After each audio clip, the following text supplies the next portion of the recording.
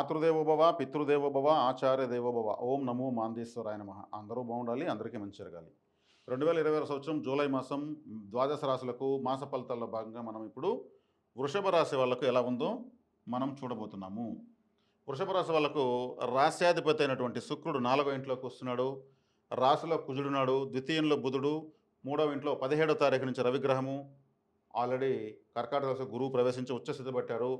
అదేవిధంగా కేతువు 4వ ఇంట్లో, 10వ ఇంట్లో రాహువు, 11వ ఇంట్లో శనేశ్వరుడు. కాబట్టి లాభంలో శని వీళ్ళకు చాలా కాలంగా నడుస్తూ ఉంది. శనేశ్వరుడు వీళ్ళకు భాగ్య దశమాధిపతి, చాలా చక్కగా ఉన్నాడు. అదేవిధంగా దశమలో రాహువు.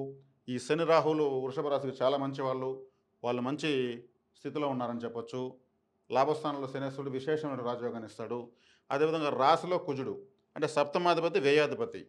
వ్యయాధిపతి కుజుడు అంటే వ్యయము అంటే నిద్రపోయేది ఉంటుంది, బెడ్రూమ్. అంటే మీ యొక్క అయన భోగస్థానాధిపతి కుజుడు రాశిలోకి వచ్చాడు. ఈ రాశికి అంత అనుకూలమైన గ్రహం కాదు. అదే శనేశ్వరుడు ఈ కుజును చూస్తాడు 3వ చూపుతో. ఈ శనేశ్వరుని గురువు చూస్తాడు. ఇది ఒక విధంగా మీకు ఉద్రేకపూరితమైనటువంటి ఆలోచన విధానాలు వచ్చినా కానీ శనేశ్వరుడు కంట్రోల్ చేసేస్తాడు. ఈ రాశికి కుజుడు వ్యతిరేక గ్రహము, కానీ స్పీడ్ ఎక్కువ ఉంటుంది, హెడ్ఏక్ వచ్చే అవకాశం ఉంటుంది. వెహికల్లో వెళ్ళేటప్పుడు కేర్ఫుల్గా ఉండాలి. ఎందుకంటే 4వ ఇంట్లో కేతు ఉన్నాడు. 4 అంటే వాహనము, కార్. కాబట్టి అక్కడ పడేదానికి అవకాశం ఉంది. కానీ అక్కడికి శుక్రుడు వెళ్ళాడు, రాష్ట్రాధిపతి. కాబట్టి మీరు కారు రిపేర్ కావడానికి కానీ, రిపేర్ అయిన కారుని మీరు సెర్చ్ చేసుకోవడానికి కానీ, అప్డేట్ చేసుకోవడానికి కానీ, ఇల్లు కొనడానికి కానీ, ఇంటిని మళ్ళీ పునర్నిర్మించడం, రీకన్స్ట్రక్షన్ చేయడానికి కానీ శుక్రుడు అవకాశం ఇస్తాడు. ఎందుకు రీకన్స్ట్రక్షన్ రిపేర్ అంటున్నానంటే కేతు ఉన్నాడు కాబట్టి. కేతు అంటే ఆపేస్తాడు, అంటే రిపేర్ అయితే ఆగిపోతుంది, దాన్ని మళ్ళీనా సెర్చ్ చేసి ఇస్తాడు. రాశ్యాధిపతి ఎక్కడుంటే అక్కడ శుభం జరుగుతుంది. కానీ ఒక పాపగ్రహం కేతుకు తల్లే లేదు, ఆ గ్రహం ఇక్కడ ఉంది కాబట్టి వాటిలో అట్లా అప్డేట్ ఇస్తాడనమాట. ఒక్కోసారి శుభకార్యరీత్యా శుక్రుడు కాబట్టి శుభకార్యరీత్యా పొలం కానీ, వెహికల్ కానీ ఏదైనా సరే అమ్మి శుభకార్యం తీసుకునే అవకాశం ఉంటుంది. ఆ రాశిలో కుజుడు ఉన్నాడు కాబట్టి డైరెక్ట్గా నిర్ణయాలు తీసుకుంటారు, ఇండివిజువల్గా తీసుకుంటారు, ఎవరు చెప్పింది వినరు. కుజుడు అంటే ఇండివిజువల్ ప్లానెట్. అదేవిధంగా రక్త సంబంధికులతో గొడవ వచ్చేదానికి అవకాశం ఉంది, కేర్ఫుల్గా ఉండాలి. అంటే బ్రదర్స్ అండ్ సిస్టర్స్ ఎవరైనా కావచ్చు. కుజుడు రక్తానికి అధిపతి, బ్రదర్స్ అండ్ సిస్టర్స్కి అధిపతి రాశిలో ఉన్నాడు కాబట్టి. తర్వాత వీళ్ళకి లాభంలో శనిగ్రహము మీకు అంతిమ విజయం మీదే, అంటే విన్నింగ్ షాట్ మీరే కొడతారు ఎన్ని సమస్యలు ఉన్నా కూడా. 10వ ఇంట్లో రాహు ఉన్నాడు. 10వ ఇంట్లో రాహు కాలపురుషుడికి బాధక స్థానంలో కాబట్టి ఏదో బాధ కలిగినట్టే ఉంటుంది, మీకు అనుకూలంగా మారుతూనే ఉంటుంది. అంటే దశమ స్థానంలో రాహు ఎవరికైనా సరే జన్మజాతకంలో కానీ, గోచారంలో కానీ వచ్చినప్పుడు మంచి ఫలితాన్ని ఇస్తాడు. 18 ఇయర్స్ బిఫోర్ మీరు చూసుకుంటే ఇదే రాహు ఇక్కడ ఉంటాడు. మీ వయసు ఇప్పటి నుంచి వెనక్కి 18 ఇయర్స్ ముందు, అప్పుడు కూడా మీకు మంచిగానే ఉంటుంది. అదేవిధంగా మీకు ద్వితీయంలో బుధుడు ద్వితీయాధిపతి, పంచమాధిపతి ద్వితీయంలో ఉన్నాడు. చక్కటి మృష్టాన్న భోజనము, మీ యొక్క తెలివితేటలకు, మీ యొక్క మాటకు విలువ పెరుగుతుంది.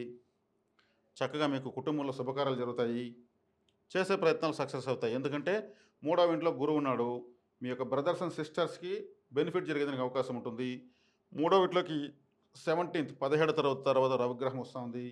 రవి 3వ ఇంట్లో మంచివాడే కాబట్టి మీకు 4వ ఇంటి వాడు 4వ ఇంటికి 3వ ఇంట్లో వ్యయస్థానాలు ఉండడం, 4వ ఇంట్లో కేతు ఉండడం వల్ల భూములు, ఆస్తులు, వాహనాలు వాటి విషయాల్లో మీకు ఏదైనా ఖర్చులు రావడము, మార్పులు చేర్పులు రావడము, వాటిపైన మీరు ఏదైనా మంచి చెట్లకు సంబంధించిన నిర్ణయాలు తీసుకోవడానికి అవకాశం ఎక్కువగా ఉంది. కాబట్టి 4వ ఇంట్లో శుక్రుడు ఉండడం మీకు మరీ ఎక్కువగా నష్టపోకుండా చేస్తుంది. కాబట్టి మీకు ఇక్కడ లాభస్థానంలో శని ఉన్నాడు. శనిని మళ్ళీ గురువు చూస్తాడు.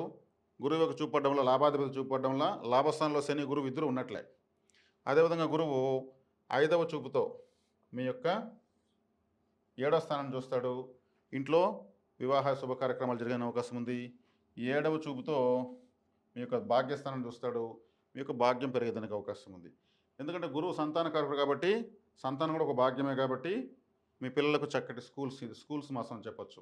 జూన్, జూలై మాసం అంతా ఎక్కువగా పిల్లలను స్కూల్లో చేర్పించడం, కాలేజీలో చేర్పించడము లాంటివంతా ఉంటాయి. కాబట్టి మీకు మీ పిల్లలకు మంచి విద్యాభివృద్ధి కూడా ఉంది.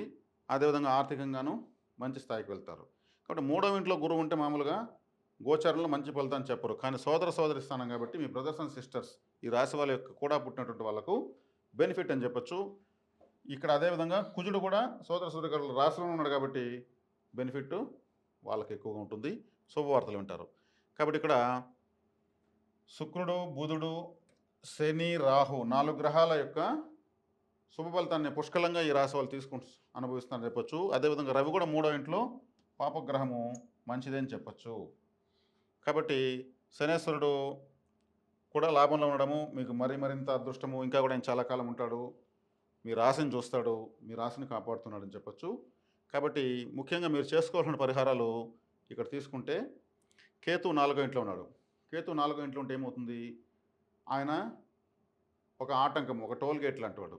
అంటే 4వ ఇంటికి సంబంధించిన విద్య, అంటే మీరు మీ సొంత ఊరు, మీ బంధువులు, మీ ఇల్లు, మీ వాహనం, ఇవన్నీ మీరు వేసుకునే బట్టలు, ఇవన్నీ సూచిస్తాడు. కాబట్టి వాటిలో ఆటంకాలు వస్తాయి. కాబట్టి మీ ఊరు దాటి మీరు ఎక్కడన్నా వెళ్ళేదానికి అవకాశం ఉంటే వెళ్ళొచ్చు. కేతు లోకల్ ఉంటే లేని సంబంధం లేని సమస్యలు వస్తాయి. కేతు ఉంటే 4వ ఇంట్లో ఉంటే మీ ఊరిలో గ్రోత్ తగ్గుతుంది. కాబట్టి కేతువు 3వ ఇంటికి వచ్చే వరకు తొందరలో రాబోతాడు. అప్పటి వరకు మీరు మీ ఊర్లో కనీసం వారానికి 2 సార్లు ఎక్కడ బయట వెళ్ళరండి. లేదు మీకు ఎక్కడ బయట సెట్ అయితే వెళ్ళిపోండి. కాబట్టి గ్రహాలు వాటి కారకత్వం అలాగే రిలీజ్ చేస్తాయి. కాబట్టి అశుభ గ్రహాలకు దూరంగా ఉండాలి. కాబట్టి కేతు మీ సొంత ఊరిలో ఉన్నాడు. కాబట్టి మీరు బయట ఎక్కువగా వర్క్ పెట్టుకోండి. కాబట్టి మీరు ఏదైనా వెహికల్ ఉంటే చక్కగా వారానికి ఒకసారి దిష్టి తీసుకోండి, ఒక గుమ్మడికాయ కొట్టండి, ఓ 4 నిమ్మకాయలు టైల్ కింద పెట్టండి. కేతు 4వ ఇంట్లో ఉన్నాడు. 4వ ఇల్లు అంటే వాహనము, కారు, మీ ఆస్తులకు సంబంధించి ఏదన్నా మీరు అమ్మాలనుకుంటే కేతు ఉన్నాడు కాబట్టి తక్కువ రేటు తీయిస్తాడు. కేతు అంటే అన్ని కట్ చేస్తాడని చెప్పాను కదా, తక్కువ రేటు తీయిస్తాడు. కాబట్టి ఇక్కడ శుక్రుడు కూడా ఉన్నాడు. కాబట్టి మీరు లక్ష్మీ గణపతి మంత్రం కానీ, లక్ష్మీ గణపతి ఆరాధన కానీ చేసుకోవడం వల్ల, శుక్రుడు లక్ష్మి, కేతు అంటే గణపతి, లక్ష్మీ గణపతి ఆరాధన చేయడం వల్ల ఈ స్థానం యాక్టివేట్ అవుతుంది. రాశిలో కుజుడు ఉన్నాడు కాబట్టి కంపల్సరీ సుబ్రహ్మణ్య ఆరాధన చేసి తెరాల్సిందే. కుజుడు ఎక్కడుంటే అక్కడ సుబ్రహ్మణ్య స్వామి ఉంటాడు. బుధుడు ఎక్కడుంటే అక్కడ మహావిష్ణువు అని అర్థము. గురువు ఎక్కడుంటే అక్కడ గురువే అని అర్థము. రవి ఎక్కడుంటే అక్కడ శివుడు. కేతు ఉన్న చోట వినాయకుడు ఉన్నాడని అర్థము. శుక్రుడు ఉన్న చోట లక్ష్మీదేవి ఉందని అర్థము. రాహు ఉన్న చోట దుర్గాదేవి ఉందని అర్థము. శనేశ్వరుడు ఉన్న చోట కాలభైరవుడు ఉన్నాడని అర్థం. కాబట్టి మీకు ఈ గ్రహాలు వ్యతిరేక స్థానాలకు వచ్చినప్పుడు ఆ దేవతలను ఆరాధించడం వల్ల ఆ వ్యతిరేకత తగ్గిపోతుంది. కాబట్టి ఈ జూలై మాసం వృషభ రాశి వాళ్ళకు సాధ్యమైనంత వరకు అన్ని శుభ ఫలితాలు ఉన్నాయని చెప్పొచ్చు. నేను చెప్పినటువంటి స్వల్పకాలికమైనటువంటి పరిహారాలు చేసుకుని మరింత శుభ ఫలితాలు పొందుతారని ఆశిస్తున్నాను. శుభం.